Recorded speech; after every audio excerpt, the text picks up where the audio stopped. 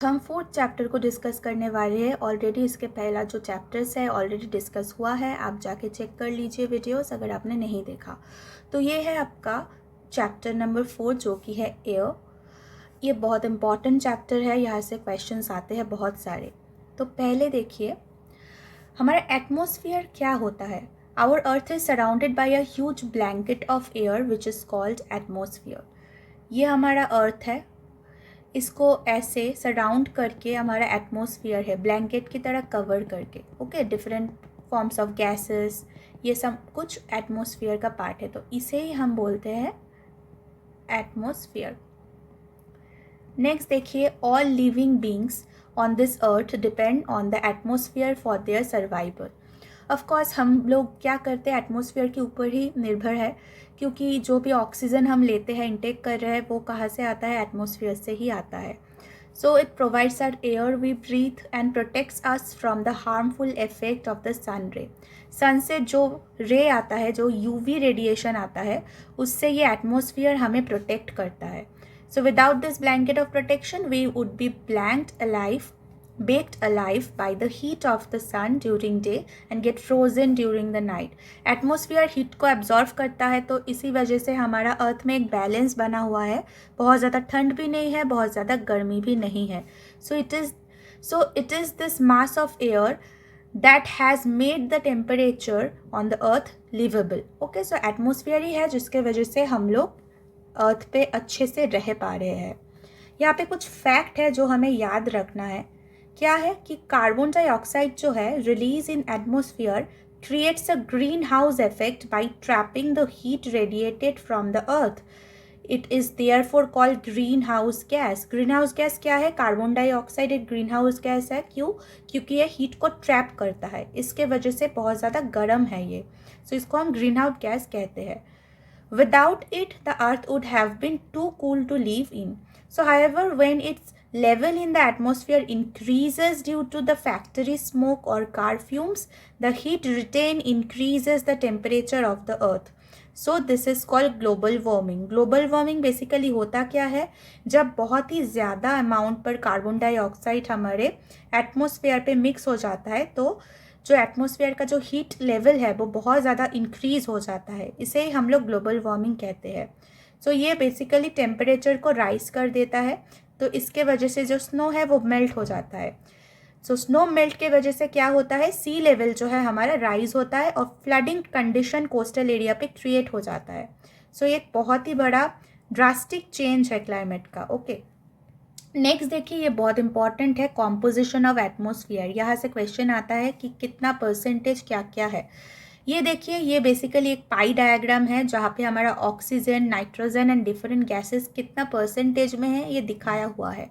सो हमारा जो nitrogen and oxygen है, these are the two gases which make up the bulk of atmosphere. मतलब हमारा एटमॉस्फेयर पे सबसे ज़्यादा क्या है, नाइट्रोजन है, फिर ऑक्सीजन है। नाइट्रोजन कितना है, 78% नाइट्रोजन है। ओके, एंड ऑक्सीजन कितना है, 21% है।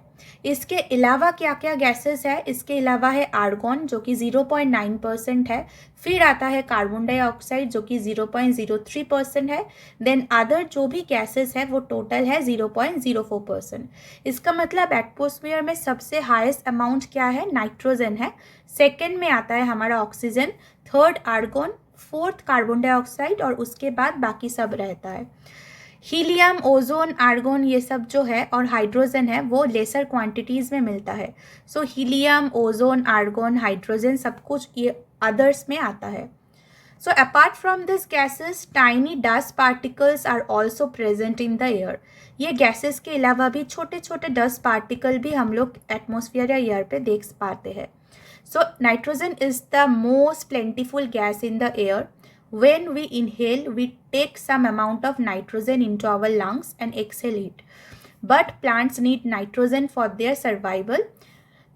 They cannot take nitrogen directly from the air. हम लोग क्या करते हैं, जब हम लोग इनहेल करते हैं तब हमारे इनहेल में ऑक्सीजन के साथ थोड़ा बहुत नाइट्रोजन भी हम लंग्स पे इनहेल कर देते हैं, उसके बाद इसको एक्सेल भी कर देते हैं। एक्सेल हम लोग इनहेल एक्सेल तो करते हैं, लेकिन जो प्लांट्स होता है ना वो डायरेक्टली एयर से नाइट्रोजन को नहीं ले पाता है. So bacteria that live in the soil and roots of some plants take nitrogen from the air and change it form so that plants can use it. So bacteria का बहुत बड़ा role होता है प्लांट्स के अंदर nitrogen को लेने के लिए. सो बैक्टीरिया ही है जो हेल्प करता है प्लांट्स को नाइट्रोजन सप्लाई करने के लिए. ऑक्सीजन क्या होता है? Oxygen second most plentiful gas है. ये बोलने का तो कोई ज़रूरत है नहीं. ऑक्सीजन हम लोग एज अ ह्यूमन, एनिमल, सब लोग ये ऑक्सीजन ही इनटेक करता है. ऑक्सीजन मिलता कैसे है? ग्रीन प्लांट्स प्रोड्यूस करता है ऑक्सीजन. कैसे करता है? फोटोसिंथेसिस प्रोसेस में. नेक्स्ट देखिए जो इम्पॉर्टेंट गैस है वो है कार्बन डाइऑक्साइड और CO2. It's also very important.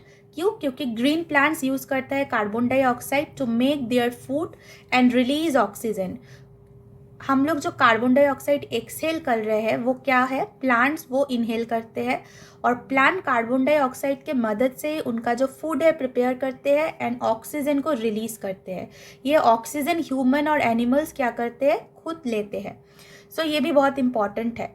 यहाँ पे कुछ फैक्ट है, देखिए कुछ इंपॉर्टेंट फैक्ट है जो आपको याद रखना है. जैसे when the air is heated it expand. जो गर्म वार्म एयर जो होता है ना वो क्या होता है? वो एक्सपेंड करता है. एक्सपेंड यानी कि चार पास में ऐसे फैल जाता है और फिर ये एक्सपेंड होने के बाद ये लाइटर होता है. ऑलवेज ध्यान रखिए जो वार्म एयर है वो बहुत लाइटर होता है, हल्का होता है. और जो कोल्ड एयर होता है ना वो बहुत ही ज़्यादा भारी होता है, डेंस होता है. सो वार्म एयर क्योंकि लाइटर होता है वो ऊपर के से नीचे की नीचे से ऊपर की तरफ जाता है वार्म एयर.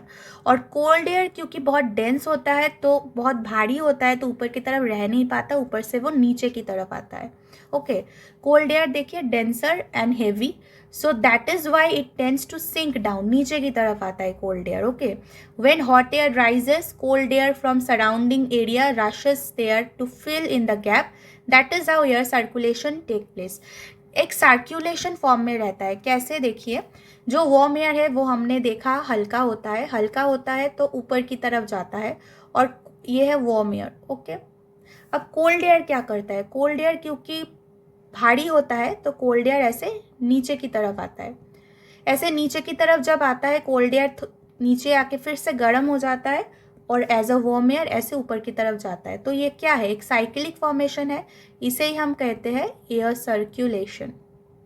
सर्कुलिक फॉर्म में जाता है ना, इसीलिए हम इसे एयर सर्कुलेशन बोलते हैं. नेक्स्ट देखिए यहाँ पे तो बहुत एक पेपर कटिंग है जहाँ पे लिखा हुआ है क्या? Global sunscreen likely thin, global warming. मतलब ग्लोबल वार्मिंग क्या है? बहुत ही ज़्यादा एक लाइफ थ्रेटनिंग थिंग है जो हमारे जो एटमॉस्फेयर को गर्म कर देता है. So it's very harmful for human beings and everybody. Next देखिए ये बहुत इंपॉर्टेंट पार्ट है स्ट्रक्चर ऑफ एटमॉस्फेयर. हमारा एटमॉस्फेयर का कि स्ट्रक्चर होता कैसा है ये आप याद रखिएगा कि क्या क्या कितने लेयर्स है. कितना है? 5 लेयर्स होता है. क्या? Troposphere, stratosphere, mesosphere, thermosphere and exosphere. ये डायग्राम आप देखिए अच्छे से पहले. ये है हमारा एटमॉस्फेयर. इसको हमने डिफरेंट लेयर्स पे डिवाइड करके रखा है. फर्स्ट नीचे की जो लेयर होता है वो होता है ट्रोपोस्फियर. ओके. इसके ऊपर देखिए स्ट्रेटोस्फियर होता है. हमारा जो स्ट्रेटोस्फियर है इस स्ट्रेटोस्फियर से एरोप्लेन्स जाता है और स्ट्रेटोस्फियर में ही हम लोग ओजोन गैस को भी देखते हैं. क्वेश्चन आता है कि ओजोन गैस हम एटमॉस्फेयर के कौन से लेवल में देखते हैं? कौन सा है? स्ट्रेटोस्फियर है. देन मेसोस्फियर होता है. मेसोस्फियर सबसे कोल्डेस्ट लेयर होता है एटमॉस्फेयर का. ओके. इसके ऊपर रहता है हमारा थर्मोस्फियर जो कि गर्म होता है और एकदम लास्ट में वो होता है एक्सोस्फियर. तो these are the 5 layers of our atmosphere. Okay. तो चलिए हम एक एक करके देखते हैं. फर्स्ट है troposphere. So troposphere it is the most important layer of atmosphere. It's average height is 13 kilometre. Height याद रखिएगा. और सबसे ये इम्पॉर्टेंट भी है और सबसे नीचे वाला लेयर भी ट्रोपोस्फियर है. याद रखिए. The air we breathe exists here. Almost all the weather phenomena like rainfall, fog, hailstorm occur in this layer. हम लोग भी ट्रोपोस्फियर के अंदर ही रहते हैं. जितना भी हम रेनफॉल या फिर हेलस्टॉर्म जो भी देखते हैं ना वो सब ट्रोपोस्फियर में ही होता है. ओके. नेक्स्ट लेयर क्या है? नेक्स्ट है stratosphere.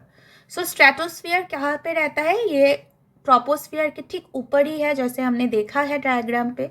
So it extends up to a height of 50 kilometre. 50 kilometre height पे रहता है.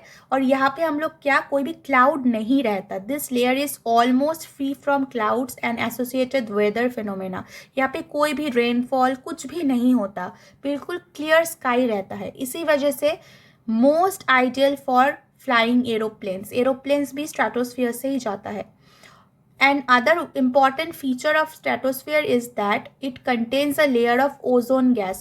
Ozone gas कहाँ है, stratosphere में है. very very important. okay, so it protects, ozone layer करता क्या है, protects us from the harmful effect of the sun rays. यानी कि जो UV radiation है ना, वो आने से protect करता है हमारा ये ओजोन लेयर जो कि स्ट्रेटोस्फियर में है.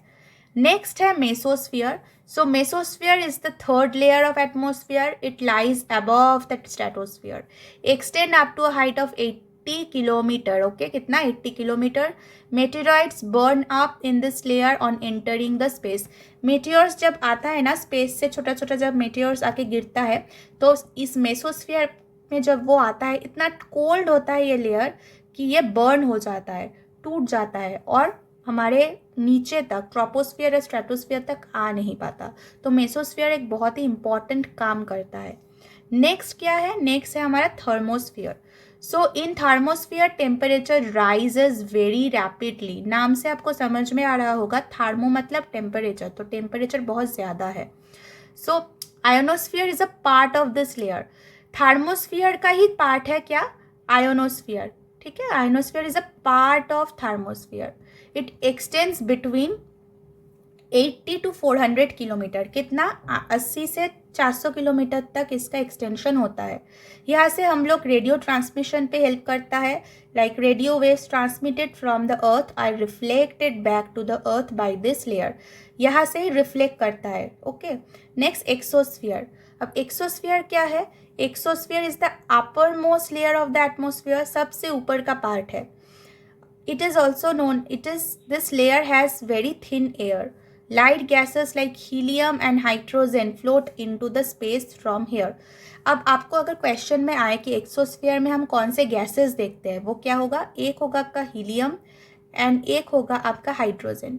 और ऐसे भी आ सकता है कि हाइड्रोजन हीलियम कौन से लेयर पे हम लोग देखते हैं, तो आंसर होगा हम लोग एक्सोस्फियर पे देखते हैं. ओके, आई होप आपको ये समझ में आया होगा.